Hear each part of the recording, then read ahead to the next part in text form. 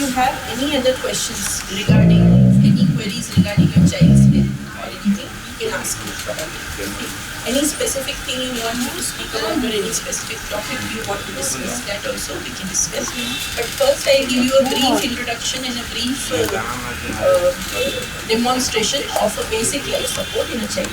Okay. So as we all know that children sometimes get fits because of fever, and children sometimes fall and they get unconscious. After a fit they get unconscious, and they stop breathing in case of asthmatic children or something. Or even in a market or somewhere when you see somebody has fallen, fainted, not breathing properly, the heart is not working properly, then what we should do as bystanders or as parents to the children. Okay, so that is called as the basic life support.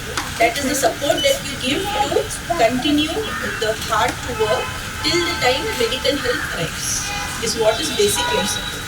So we teach this to all the bystanders, means the general public should know. Like in our hospitals, we give this training to the nurses, to the housekeeping staff, to the security, everybody who is in the premises. So that if they see anybody having this kind of situation, they can rescue them. This is like a rescue for life. So basically everybody should know this. Okay. So for a child, when do we give this basic life support? So all of you must have heard something called as CPR, cardiopulmonary resuscitation, CPR. Okay, what you give is, you give chest compressions and you give breaths. Okay, because the basic function of our body, how it runs, is we breathe. And our heart works till the time we are alive. That is a non-stop function of our body, from birth till death. The respiration and the heart should work to supply the blood to the brain and different organs. That is the basic function of our body. And in case this function ceases, then obviously it causes, if it poses the child or anybody to death. So that is why we have to rescue them from this situation, and that is why it is important to have the training for BLS for everybody. So let us start. So basically, what will be the situation when you face this? How will it look like? In case you have any child or anybody, for example, any bystander who has fallen, so you see that the child or a person has fallen on the ground, is not able to breathe, or is gasping for breathing, means struggling to breathe. Okay, having some kind of sound like breathing. And when you see that they are a bit cold or turning blue, okay, and they are not responding, when you are calling them to get up, they are not responding to you. Where you put your hand on the pulse in the neck, just check the pulse only for 10 seconds. If you see that there is no pulse, then you start doing the basic life support. Now that is divided into two components. One is chest compressions and one is breath. Okay. Now for breath, if you don't have this equipment, which is called as the bag and mask, this is called as the ambu bag, and this is the mask. So this will be available in the first aid in most of your first aid kit of the school. You can keep this. Okay. So that is a compulsory, because this is a basic equipment. Because mouth to mouth breathing, many people will hesitate to give or don't give. So this is to give breaths to the child. Okay. So this is called as the bag, ambu bag, and this is a mask. Okay. So first thing is giving breaths. Second, we give chest compressions. Compressions for the circulation, for the heart to circulate blood. Okay. So these are the two components of CPR. So how you will give this? You will give it in a cycle. For example, you are alone. So what you will do is, whether you will call the emergency or you will give CPR, because you are a single person. So for a single person, single rescuer, the first thing is you have to save the life of the child. So you will start CPR. So you take the child into a safe place for it. The thing is, a plain ground or a place where nothing is hurting the child's body. Put the child flat with the neck like in a normal neutral position. Neck should not be like this or turned to the side. In a neutral position, neck should be there. And then you start giving chest compressions and breath. How you will give it? You will give it in a cycle. 15 times you will give chest compression and followed by 2 breaths. So 15 is to 2. Okay, 15 times compression and 2 times is breath. By this or either mouth to mouth breathing, if you don't have this. Okay, so that is for single person. Now you do this for 2 minutes and then you dial the emergency number on your phone and call and keep it on a speaker and continue the CPR for the child till the time help arises, or if you have any bystander you can call for him and continue the CPR. If the bystander also knows the CPR, you can involve the bystander. The first thing you will ask the second person, please go and get some help or call the emergency, call the ambulance. Once they come back, they can continue, they can help you with CPR. So one person will do chest compression, the second person will give breaths. And then they can exchange. If the person is tired of giving this thing, the compression, they can exchange to the breaths. So we'll see now how to give. This will be the position, neutral position of the child. Okay. This is how you will just attach it. Simply attach this. Now how to give chest compression. So chest compressions, you will take your 2 hands. Okay. And the ideal position, if you are standing, it should be at the level. You should be comfortable standing. If you are not standing, if you are sitting, then you have to come down on your knees. Take the 2 hands. Okay, clench this in the other hand. Take the 2 hands. This will go in between the chest, in between the nipple. You will put it here and you will give compressions like this. So you will give 15.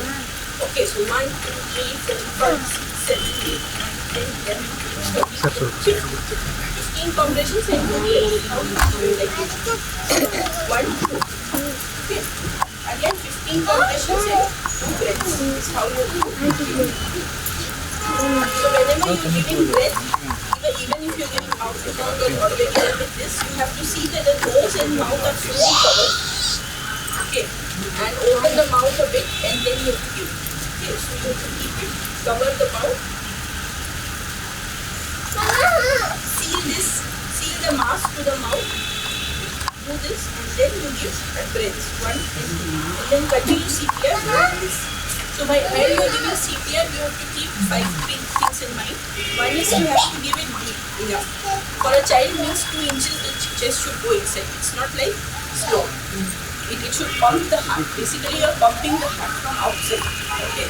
So it should go inside by 2 inches. Second, in 1 minute at least you should give 100 times. Means at least 4 to 5 cycles of 15:15.